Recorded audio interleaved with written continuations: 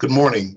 I'm Chaplain William Johnson from the Spiritual Care Department here with our Monday morning meditation. It is such a great joy and a privilege to be able to share with you once more for our Monday morning meditations, which we hope will be an inspiration and an encouragement to you and to your families as you navigate the challenging waters of life. Life can have twists and turns. An old hymn used to say it this way: life is filled with swift transitions. And sometimes life can bring us to moments in which words of encouragement and inspiration can really help us in times of need. So thank you so much for tuning in for another segment of our Monday morning meditation. And we also always want to send a shout out to our administration for your support for what we do here through the Spiritual Care Department in our service to the hospital and our hospital community, to our staff, our dedicated caregivers, doctors, nurses, those who are food service, those who are housekeeping, everyone from the operators to those who welcome people at the doors. Thank you so much for all that you do. And we hope that you are inspired by these messages, not only here at Christian Hospital, but throughout the BJC system. Today, I want to talk about finding faith. And this is a first installment of what I hope to share in the next several weeks about faith.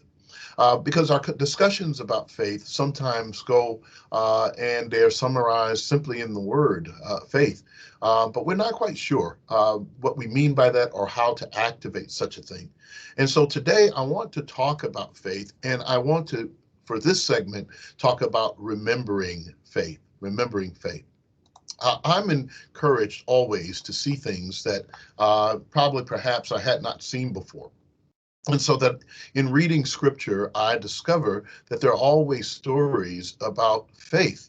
The Bible or the Quran or any other religious book reminds us of the opportunity for growth internally and something that we must do in order to believe as we move through life. And so today's message is about faith. It's about finding faith and, more importantly, remembering it.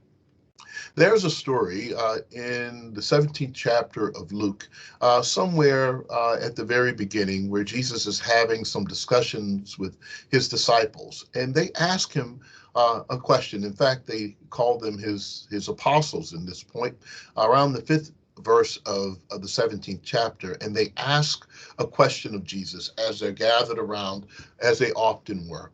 And they ask him a request: give us more faith. How can we increase our faith? And Jesus gives them this parable. He says to them that there was a man, they called him a master or a person who was in authority, who reminds them that they don't need a whole lot of faith. Jesus says to them, you don't need more faith necessarily. This is the Message translation or the paraphrase of that scripture. There's no need for more or less in faith, but you just have to have it. That is mind-blowing, is that you can have faith the size of a mustard seed, and if you tell that faith, the size of a mustard seed, that as it grows up, you can command it to uproot and move into the sea. You can command and move mountains if you have just enough faith. In fact, you just have to have it. Not enough, not more or less, but you have to have it. The key here, however, is that many of us have begun our journey in life. We've had some ups and downs, some challenges, and yes, some successes in life. And both are equal threats to our ability to have faith. I was having a conversation with a good friend of mine, and we were challenging each other about how is faith more active? When is it more active? Is faith more active when we have the things we want, when we find ourselves being comfortable, when we're in the positions that we like, and all in our world seems to be moving in the direction we would like it to move in? Is that when we have more faith? Or is our faith at the place when we're most challenged? Does it come alive when things are not working out the way we want? And we have to figure out a way to hold on even when we don't see a way to make it through. Well, we have equal challenges from successes and failures, ups and downs, struggles and successes, hardships and difficulties, moments in which we are on the world's high and everything is working out and we feel like our faith is working for us. And then moments in which we are at supreme lows and we don't really understand how to get out of the muck and the mire. We've fallen into the slough of despondency and we don't really know how to overcome the heaviness of life. We've lost a loved one. We've lost a job. We've found that our children were not doing the things we wanted, or our marriages or relationships are on the rocks. And sometimes those are the moments in which our faith needs to be, must be the most active, but it's the hardest to find. You can't believe. It's hard to believe when the things you believed in seem to be unbelievable. Yeah, that's a quote. I should probably put that on a t-shirt. It is important to know that as we're journeying, you have to remember faith.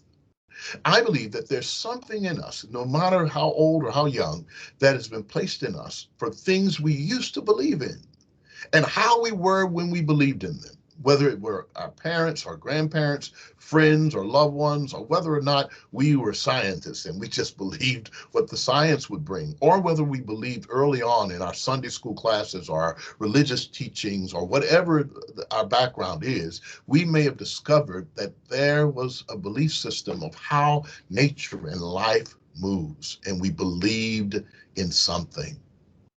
Remembering faith is really important because it calls us to thumb through the histories of our lives and to be able to pinpoint moments in which we didn't think things would work out, but we had to believe.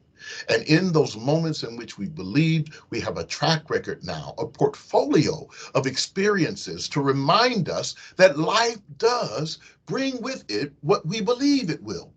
And so, as much as we have faith in those things that are good, we've also had faith that things would not work out. Like bad relationships, we knew that thing wasn't going to work and it didn't. Or we knew or believed that some things were our dreams may not pan out, and they probably didn't because we applied faith in the reverse way. So I want to encourage you to remember faith. As we find it, we have to remember it. Remember what it's like to be able to trust something so completely that when it comes to pass, then we're surprised. Many of us believe that daily. I just want to remind you that we have faith actions all the time. We believe so much about what's happening. We get in our car, we believe it will start. Sometimes it does, most times it does, sometimes it doesn't. We believe that we're going to see the next day, so we make plans. We believe a lot of things, and faith in action does not mean that we won't have disappointment. What it does mean is that we have fixed our mind to frame how life should look and the way we want to move. So faith is not the kind of things for our own prosperity. Nope. Not for us to get the things we want. Nope. Faith is believing what already is. I'll say that again. Faith is believing what already is. You see, what I am trying to communicate is to remember faith is to remember what you've already learned. Like when we were in kindergarten, we learned everything we needed to know about life in those moments. We learned messages and lessons from Mother Goose rhymes that taught us about life. And if we go back and remind ourselves about golden rule things, that you should be careful how you treat other people, because that's what you get back in this life, the law of reciprocity. That you ought to be good, do the right thing, even if in the face of the wrong thing, because right is always right. That you should be kind to people, even when they're not kind to you. That you should love those who may not love you back. That you should forgive because it blesses you more to forgive than to hold the grudge and to destroy your own soul. There are so many lessons that we've learned in life. It's time to revisit them. And even when others around us in this world we live in do not practice such faith, Those of us who are people of faith are called upon, more importantly, to practice it in plain view. Because what I'm convinced of is that people don't know that who we are or how we should be until they see it lived, not just because they heard it, but because they see it lived in their everyday encounters. So find faith by remembering it. There's a whole lot of joy in that. I remember hearing the ice cream truck coming into the neighborhood, and I moved in anticipation long before I saw the truck. I heard it. And I went to my mom and said, Mom, can I have some money for the ice cream truck? And she would take her time digging in her purse to find something to hand to me so I could run and get an ice cream cone or one of those red, white, and blue bomb pops. I don't know why they call them bomb pops, but I surely love getting all the sticky mess over my hands and over my face and eating it with joy because I anticipated with faith that what I would have, I would enjoy. And sure, I was disappointed from time to time. Sometimes my mom didn't have the money. Sometimes by the time she pulled it out, the truck had gone. But sure enough, when I heard it the next time, I was prepared for it and waited on the truck to come again. Faith is like listening for the ice cream truck. You hear the sound of it, so you move to act because you have to move to position yourself in that place. And that is called remembering. Remembering the last time I enjoyed the ice cream truck coming or the bomb pop or whatever I bought, and knowing that when I hear that sound, it's time to get back in position. I'm encouraging you to get back in position. What God has for you and what God is trying to do in your life, when you hear the certain sound, the sign of the times is around us. Get in position.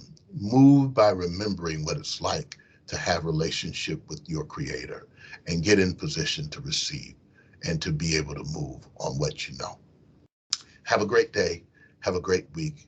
I'm praying for you. Remember that you are loved, you are appreciated, and you are irreplaceable. And that's a fact.